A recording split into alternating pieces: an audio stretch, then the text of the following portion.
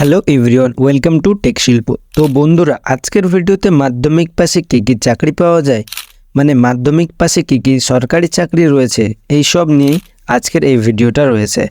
তার আগে তুমি যদি আমাদের চ্যানেলে নতুন হও তাহলে চ্যানেলটিকে সাবস্ক্রাইব করে ভিডিওতে একটা লাইক করে দিও আর তোমার বন্ধুদের সাথে শেয়ার করে দিও। তো বন্ধুরা, আমাদের মধ্যে অনেকের ন্যূনতম শিক্ষাগত যোগ্যতা হলো 10ম শ্রেণী পাস বা মাধ্যমিক পাস। অনেকেই হয়তো জানে না যে এই ন্যূনতম শিক্ষাগত যোগ্যতা হিসেবেই কেন্দ্র ও রাজ্য সরকারের একাধিক সরকারি চাকরি রয়েছে। তুমি এখনই খাতা পেন নিয়ে বসে পড়ো, কারণ যেসব সরকারি চাকরির কথা বলবো সেই সব তুমি তোমার খাতায় নোট করে রাখবে। আমি যেসব সরকারি চাকরির কথা বলবো যেখানে চাকরির বয়সসীমা, বেতন, রিক্রুটমেন্ট বোর্ড ও তাদের অফিসিয়াল ওয়েবসাইটও লিঙ্কও দিব, সেই সব খাতায় ভালোভাবে নোট করে নেবে। তাহলে চলো আজকের ভিডিওটা শুরু করি। মাধ্যমিক পাশে যেসব সরকারি চাকরি রয়েছে তাদের মধ্যে প্রথমে আসে গ্রামীণ ডাক সেবক বা পিওনের চাকরি।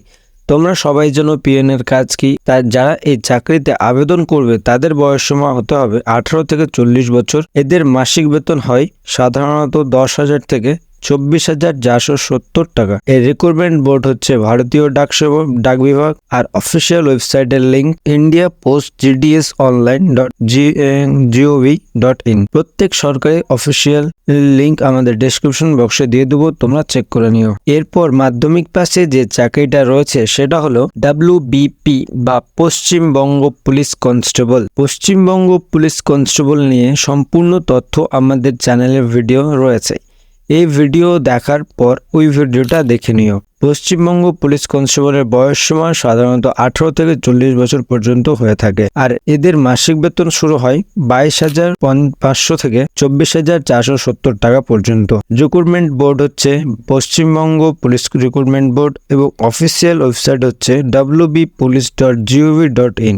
এরপরে মাধ্যমিক পাশে যে চাকরিটা রয়েছে সেটা হলো কলকাতা পুলিশ কনস্টেবল বা KP constable. Kolkata police constable এর বয়সসীমা সাধারণত 18 থেকে 27 বছর পর্যন্ত হয়ে থাকে, আর রিক্রুটমেন্ট বোর্ড হলো পশ্চিমবঙ্গ পুলিশ রিক্রুটমেন্ট বোর্ড, আর অফিসিয়াল লিঙ্ক হচ্ছে wbpolice.gov.in। এরপরের যে চাকরিটা রয়েছে সেটা হলো SSCGD কনস্টেবল।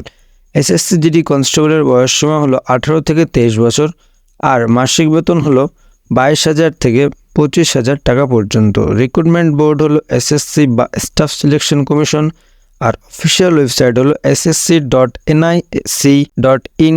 SSCGD কনস্টেবলের সম্পূর্ণ তথ্য আমাদের চ্যানেলের ভিডিওতে রয়েছে, চাইলে দেখে আসতে পারেন। এর পরের চাকরিটা হলো railway group D. Railway group D এর বয়সসীমা 18 থেকে 33 বছর। এর মাসিক বেতন হয় 22,000 থেকে 25,000 পর্যন্ত। রিক্রুটমেন্ট বোর্ড হলো রেলওয়ে রিক্রুটমেন্ট বোর্ড, আর অফিসিয়াল লিঙ্ক হলো indianrailways.gov.in। এর পরেরটা হলো ফুড এসআই।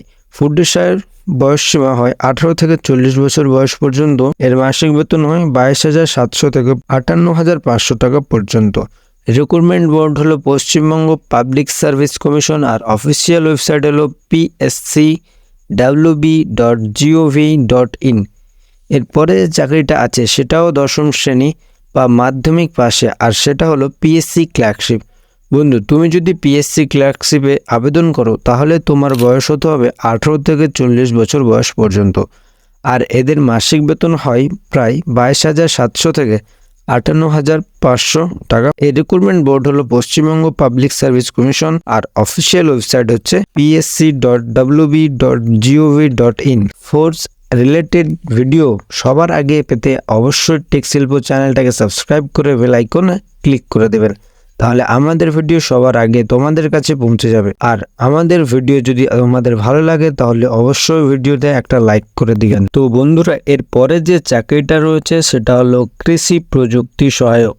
এর বয়সসীমা হলো 18 থেকে 40 বছর। এর মাসিক বেতন হচ্ছে 5,400 থেকে 25,200 টাকা। এর রিক্রুটমেন্ট বোর্ড হচ্ছে পিএসসি মানে পাবলিক সার্ভিস কমিশন, আর এর অফিসিয়াল ওয়েবসাইট হলো psc.wb.gov.in। এর পরের চাকরিটা হচ্ছে গ্রুপ ডি। গ্রুপ ডি এর বয়সসীমা হতে হয় সাধারণত 18 থেকে 40 বছর বয়স, আর মাসিক বেতন হয় 20,050 টাকা থেকে শুরু। রিক্রুটমেন্ট বোর্ড হচ্ছে পশ্চিমবঙ্গ স্কুল সার্ভিস কমিশন, এর অফিসিয়াল ওয়েবসাইট হলো westbengalssc.com। এর পরেরটা হলো এসএসসি এমটিএস। আবেদনকারীর বয়স হতে হবে 18 থেকে 25 বছর বয়স, আর মাসিক বেতন প্রায় 16,915 থেকে 20,245 টাকা পর্যন্ত হতে পারে। রিক্রুটমেন্ট বোর্ড হচ্ছে এসএসসি মানে স্টাফ সিলেকশন কমিশন, আর অফিসিয়াল ওয়েবসাইট হলো ssc.nisc.in। এই ছিল আজকের ভিডিওটা কেমন লাগলো কমেন্ট করে জানাও। আর এই ভিডিওটা যদি একটুও হেল্পফুল হয় তাহলে অবশ্যই চ্যানেলটাকে সাবস্ক্রাইব করে ভিডিওতে একটা লাইক করে তোমার বন্ধুদের সাথে শেয়ার করে দিও। তাহলে দেখা হচ্ছে পরের ভিডিওতে।